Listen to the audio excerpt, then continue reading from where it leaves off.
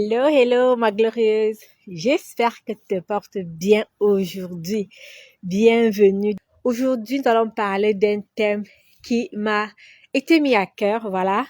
Un thème qui touche en fait beaucoup de femmes, même les femmes qui aiment leur mari à 100%, à 1000%, oui. Ça touche toutes les femmes. D'accord? Il s'agit de quoi? Il s'agit de la perte de la joie dans le mariage. Parce que oui, il faut le dire. Parfois, on est dans le mariage, on fonctionne, on avance tous les jours, chaque matin on se lève, on rit, on sourit, on continue de vivre. Mais la vérité c'est que la joie s'est éteinte depuis. La joie s'est éteinte à l'intérieur de nous. Nous présentons, n'est-ce pas, quelque chose à l'extérieur qui ne représente pas vraiment la réalité intérieure, notre réalité interne. D'accord? Et c'est de cela que nous allons parler.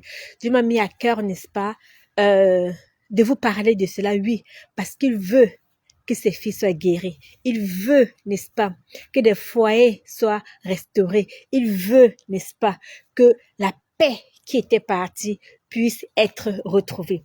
Alors pour cela, nous allons parler de 3 signes. Je pense seulement 3 signes, d'accord? De 3 signes qui, il veut dire quoi? Les signes d'alarme, les signes d'alerte, des signes précurseurs en fait, qui nous montrent que voilà, la joie s'est éteinte ou alors la joie est en train de s'éteindre. Le premier signe sera celui, n'est-ce pas, du fait qu'on fasse des choses par obligation, plus par amour. Ça, c'est le premier signe que tu dois savoir. Donc, tu fais en fait les choses par devoir. Tu fais les choses parce que, oui, c'est le devoir de la femme. Elle doit le faire. Tu fais les choses pas par envie, pas par amour pour ton époux, mais parce qu'en fait, il faut remplir ta part du marché, disons comme ça. Tu continues à t'occuper de lui, naturellement, de tout. Tu t'occupes de la maison, tu t'occupes, n'est-ce pas, des enfants, tu t'occupes de ton mari. Bref, tu fais tout, mais sans le cœur. Tu fais tout ça là, ton cœur n'est pas là. On vient, on trouve la maison propre, on vient, tu as repassé les habits de ton époux, oui, tu as fait à manger, oui, mais ton cœur n'est pas là. Ton cœur est déjà parti. Parce que oui, cette paix-là s'est éteinte. Parce que oui, tu n'as plus la joie là de servir ton époux. Tu n'as plus la joie là de servir ton mari. Tu es fatigué. Et souvent, c'est un signe qu'on néglige. Ce signe-là qui veut nous dire, hey, ton cœur est fatigué. Stop, fais attention. On le néglige. On regarde ailleurs. On fait semblant de ne pas voir. Ou alors on n'écoute pas. Ou alors on se dit, ça va passer. Mais pas, sans action, pas de réaction en fait. Ça veut dire que si on ne pose pas les bonnes actions, rien ne se passera. Si on ne pose pas les bonnes... il veut dire quoi? Si on ne donne pas le bon remède en fait, la maladie ne partira pas, d'accord? Tu te donnes chaque jour. Ton vase se vide. Tu donnes. Mais tu ne récupères pas. Tu n'es pas rempli. Tu ne te renouvelles pas. Ça, c'est danger. Donc, tu fais tout sans être renouvelé. Tu fais tout, tu t'épuises, tu donnes. Tu disparais peu à peu, sans le savoir. Pourtant, dans la Bible, n'est-ce pas, Dieu nous dit, je vais le lire dans Jean 1. Il dit dans Jean 1, c'est combien là? Dans Jean 15, 11, autant pour moi. Oui, il dit dans Jean 15, 11.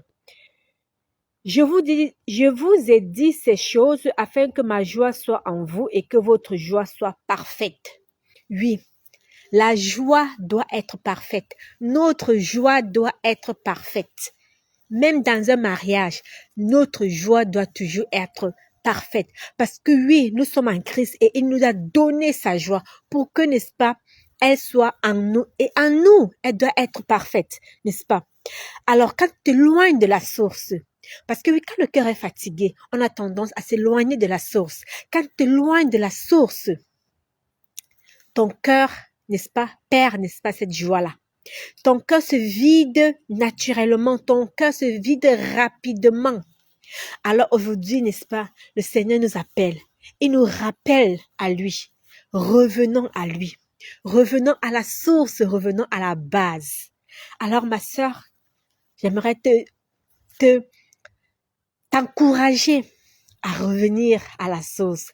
Reviens, n'est-ce pas? Viens restaurer ton cœur. Viens, n'est-ce pas, réparer ton couple. D'accord? Ça, c'était le premier signe.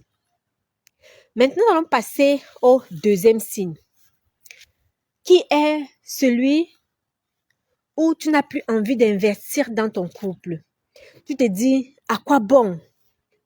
J'ai déjà tout fait, rien ne change. J'ai fait ci, j'ai fait ça, je n'ai pas vu de changement. Au contraire même, plus je fais, plus la situation s'empire. Plus je fais, plus il se dit que non, je suis faible. Plus je fais, il se dit, je dois le faire. Ne t'inquiète pas.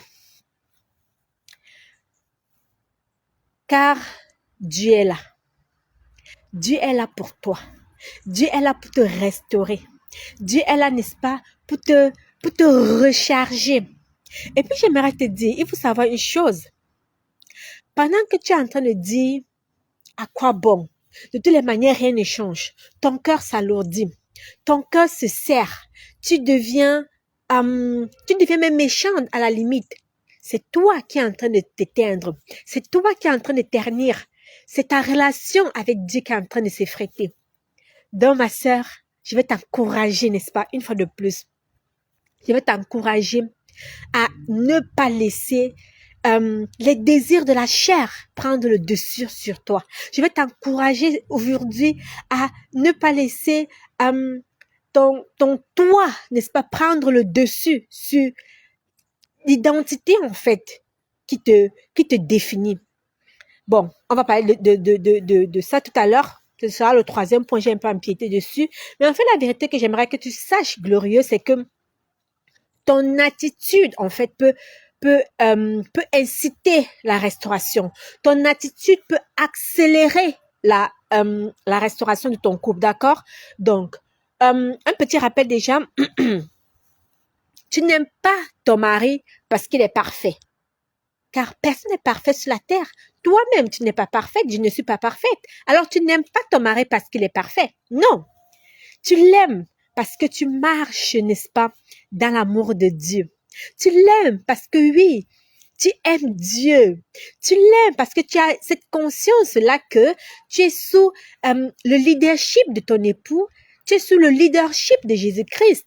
Même si ton époux n'est pas sous le leadership de Jésus-Christ, ce n'est pas grave, comme je l'ai dit dans mes autres posts. Toi, tu lui dois respect, tu dois, n'est-ce pas, honorer son leadership parce que oui, tu regardes après Christ.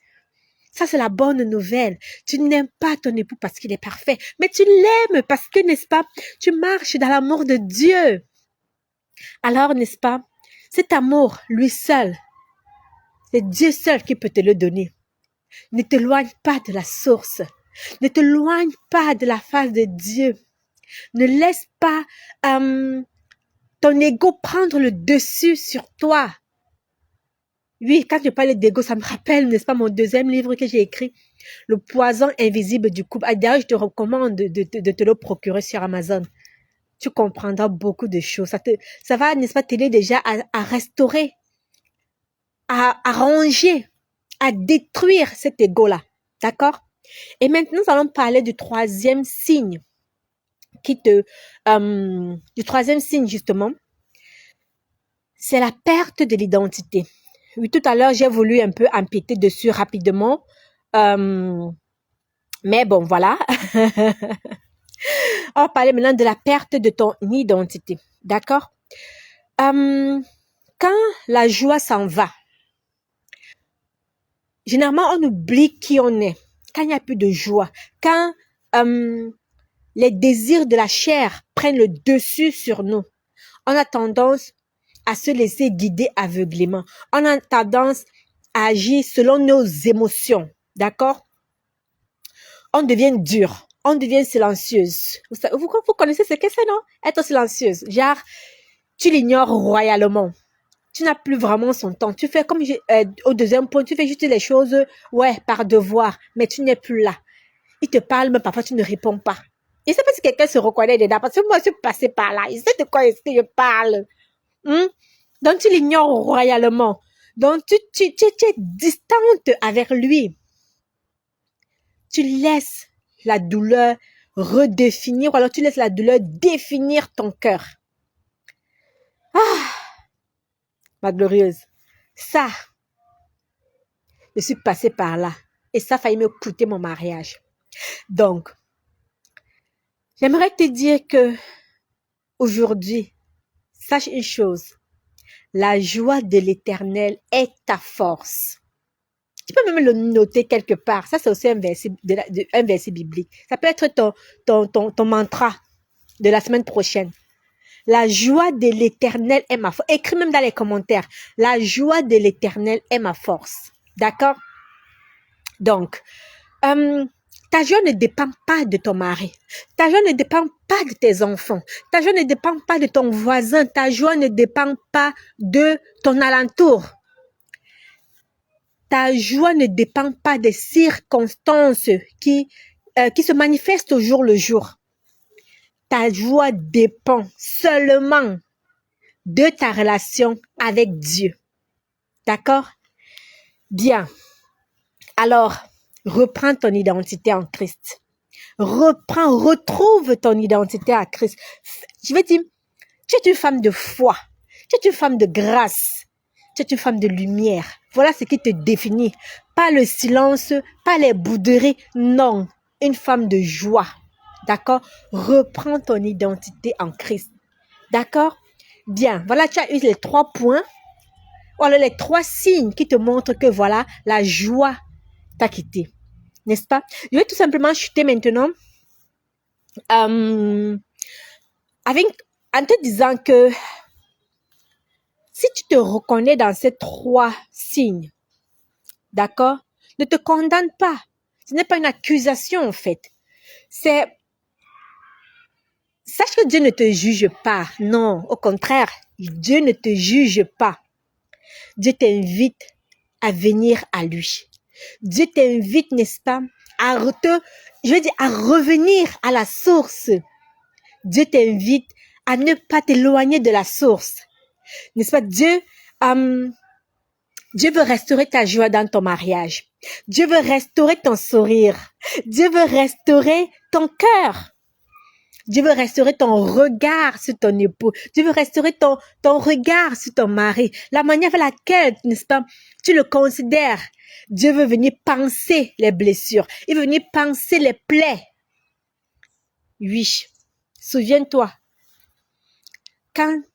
lorsque ton cœur se réaligne à Dieu, ton foyer, quand il dit ton foyer, c'est pas seulement ton époux, même avec les enfants, hein. Tout ton foyer, en fait, commence à respirer de nouveau. Parce que oui, il faut le dire, il faut le reconnaître. Lorsque la femme est de mauvaise humeur dans la maison, généralement, dans la majeure partie des cas, la maison entière a des ondes négatives. Alors, détruis ces ondes négatives aujourd'hui. Car on a dit, n'est-ce pas, ta joie ne dépend pas des circonstances. Ta joie ne dépend de personne, mais ta joie dépend de Dieu. D'accord? Alors, si ce message t'a parlé, écris dans les commentaires, je reprends ma joie. Mais surtout, partage ce live, même si tu vas en différer après. Partage ce live à plusieurs femmes autour de toi, à qui, n'est-ce pas, tu souhaites que la joie revienne dans le foyer, à qui tu souhaites, n'est-ce pas, que la joie revienne dans leur cœur. Partage ce live autour de toi. Alors, glorieuse, je te souhaite un très beau samedi, très belle soirée, et puis on se dit à très vite pour d'autres échanges. Bye bye!